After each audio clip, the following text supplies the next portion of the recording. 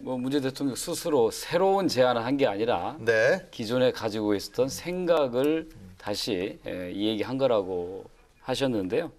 이제 골자는 이렇습니다. 네. 한반도의 상황이 지금 신냉전 구도, 즉 미일과 중러 남북을 둘러싸고 신냉전 구도가 형성되면서 남북 간의 일체적인 대화도 끊기고 네. 군사적인 한라인도 멈췄는데 계속 북한의 도발로 인해서 긴장 상태가 높아지고 있다.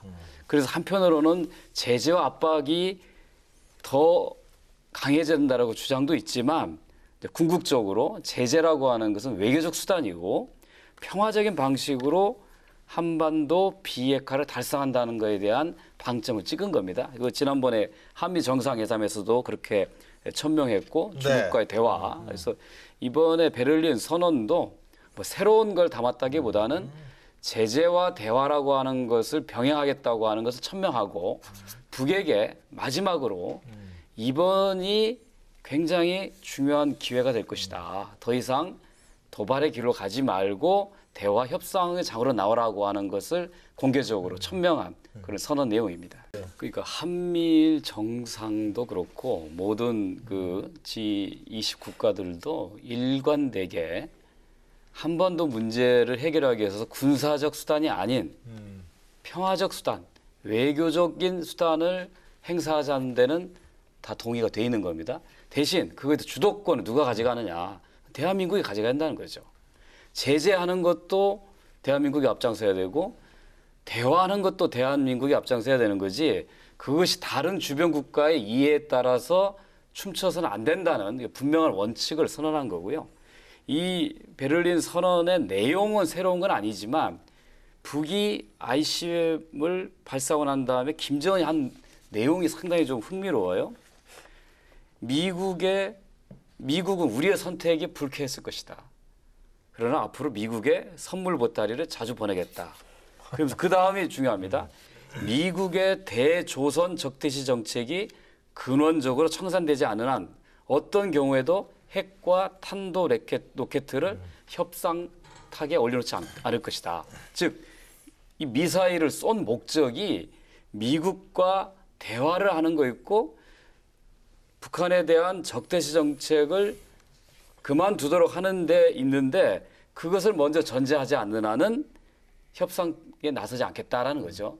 또 반대로 이제 미국이라든가 우리 입장에서는 북이 먼저 핵을 포기하지 않는 한 대화가 없다는 건데 핵 포기가 먼저냐 적대 정책 청산이 먼저냐를 가지고 맞서 있는 건데 이런 국면에서는 한편으로는 제재 강도를 더 높여하면서 그러면서도 대화의 수단을 놓지 않는 이런 양면 전략이 굉장히 필요한 겁니다. 그거를 잘 천명하신 거예요. 문재인 정부가 표방하고 있는 외교 안보 정책의 첫 번째가 튼튼한 안보를 바탕으로 한반도 평화를 실현하겠다는 겁니다.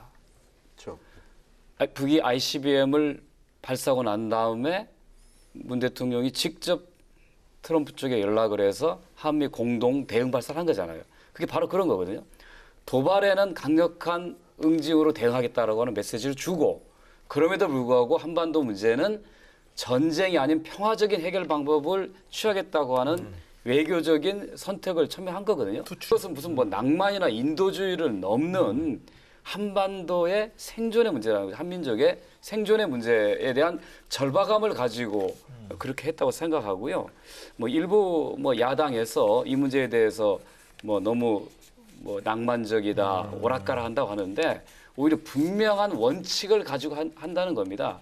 과거에 MB나 박근혜 정부는 제재 일변도로 갔죠. 그러나 결국은 북의 핵을 동결시키거나 미사일을 못 쏘게 하는데 성공하지 못했거든요. 한편으로는 도발에는 강력하게 대응하고 계속 대화의 문을 열어서 가는데 저희가 이산가족 상봉후 10월 4일 날 그 14 공동선언 추석이기도 하고 또 14 선언 10주년이기도 하죠.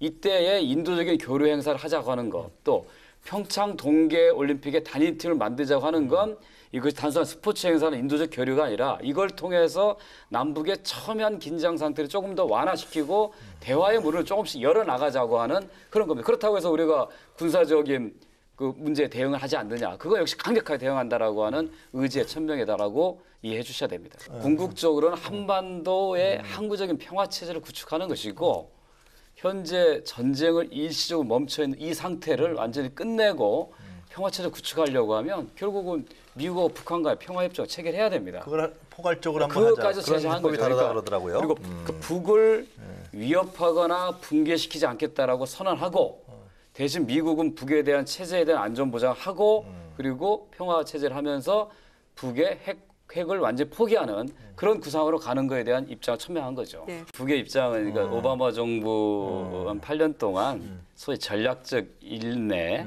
쉽게 무시하는 거거든요. 핵을 쏘든 미사일을 쏘든 뭐 문제 생기든지 간에 무시하는 전략이거든요.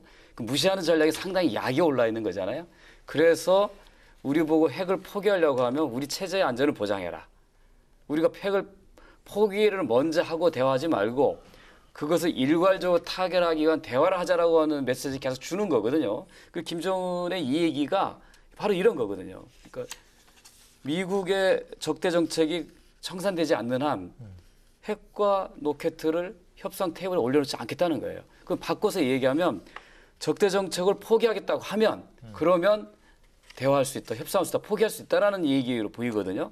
이제 그런 면에서 얼마 전에 그 조명균 통일부 장관이 북이 갈 때까지 가보자는 것은 아니다라고 하는 거는 그거는 북의 심정을 정확하게 이해한 반응으로 보입니다. 그래서 꾸준히 아무튼 인내를 가지고 민간 교류, 그다음에 비정치적인 교류를 통해서 서로 간에 좀 신뢰를 쌓으면서 어느 단계가 되면 일괄 타결을 하기 위한 그런 포괄적인 접근 방식들을 놓고 본격적으로 대화해야 될 겁니다. 근데 이번에 뭐 추미애 대표가 법조인이지 않습니까? 또 판사 출신이고 어떤 그 사건과 범죄에 대해서 자기 뚜렷한 판단이 있습니다.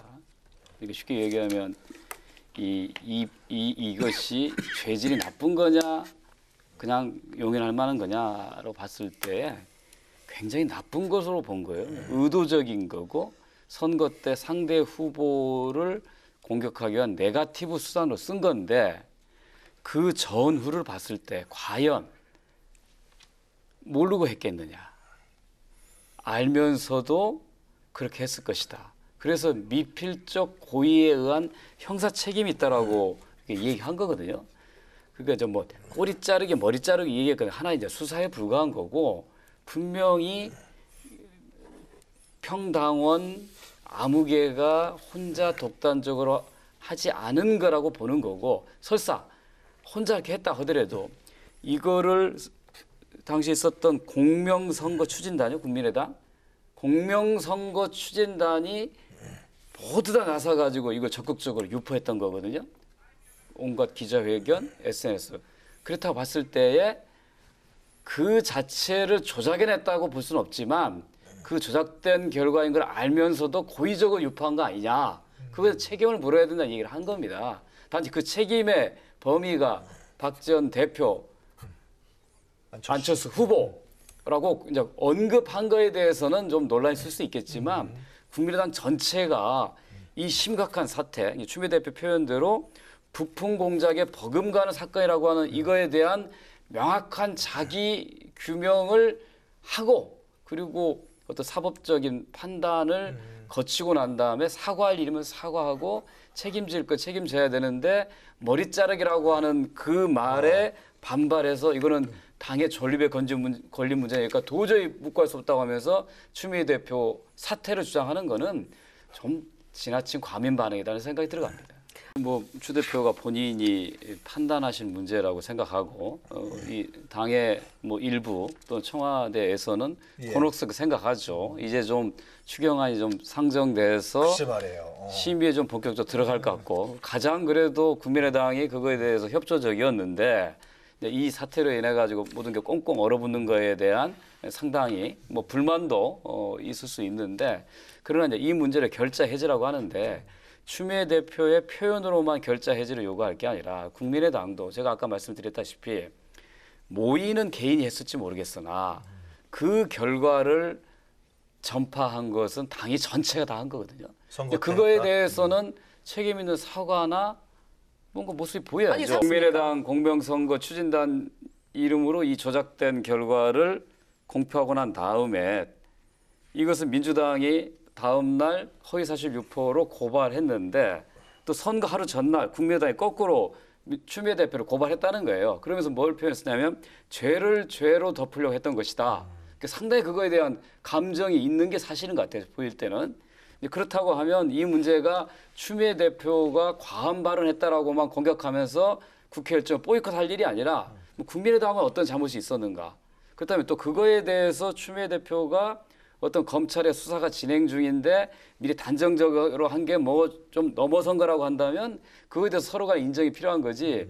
기다렸다는 듯이 추미애 대표가 이런 얘기 하니까 이거 우리가 이런 위기로 탈출할 수 있는 방편으로 국회 보이콧으로 가는 것은 정당으로서 책임지는 모습이 아니다. 국민의당이 위기일 수는 있지만 이거를 잘 헤쳐나가서 제3정당으로서 자리를 잡는 것이 굉장히 중요하다는 말씀 드렸잖아요.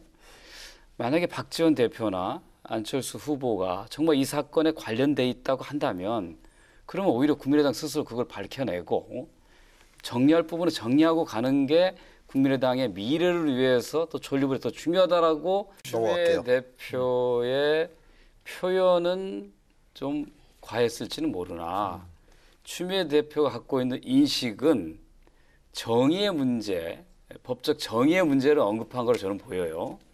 그리고 그렇게 했다고 그래서 야당이 반발했으니까 잘못한 거다라고 얘기하는 것은 지금 야당을 달래는 정도의 차원의 문제가 아니라 지난 시기에 있었던 어떤 잘못에 대해서 그걸 제대로 좀 드러내고 해결해 나가는 그런 큰 틀에서 보면 그것도 달리 생각할 문제 아니냐 이런 생각이고, 그리고 민주당이 120석을 가지고 뭐 180석인 거대 여당처럼 착각한다 그러는데 저는 오늘 거꾸로 자유한국당이 100석도 안 되는 의석을 가지고 있으면서 옛날 여당처럼 지금 행세하고 있고, 또 국민의당은 40석 정도 의석인데 과반 의석을 점하는 것처럼 캐스팅 보트를 한다는 이름하에 너무 과도한 영향력, 결정력 행사하는 거거든요. 그러니까 각 당의 입장에서 보면 상대방들이 가지고 있는 태도가 다 불만이 있는 겁니다. 그러나 국회라는 장소는 여러 정치 세력들이 서로 충분히 이해를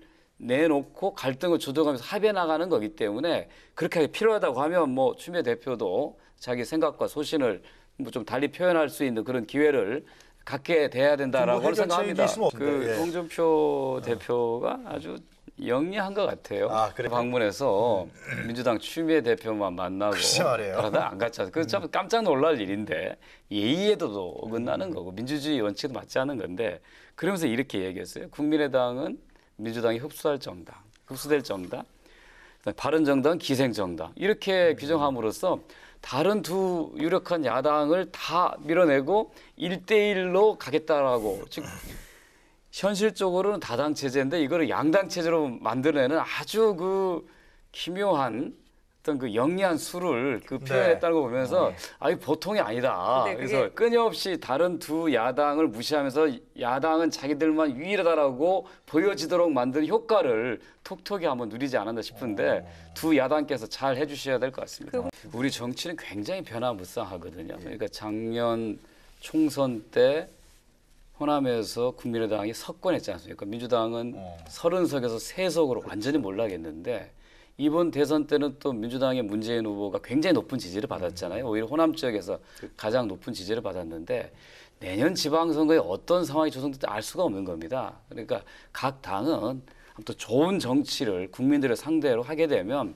그걸 보면서 국민들이 선택하는 것이다. 그게 선거고, 그렇게 만들어진 다당 체제를 무시하고 한국당 홍준표 대표가 민주당과 한국당만 잘해보자 이렇게 얘기하는 거 굉장히 국민들의 요구와 다른 거죠. 그러니까 추미애 대표도 준비된 원고를 얘기한 게 아니라 전화 인터뷰 상에서 묻는 거에 대한 자기 생각을 얘기한 것이지 그것이 당의 다수의 입장이라 당론은 절대 아니기 때문에 이 문제를 너무 국민의당이 키워가는 것도 별로 좋은 게 아니다. 저는 유서 대표 누명에서는 강기훈 씨 결국 국가 배상 결정이 났는데요.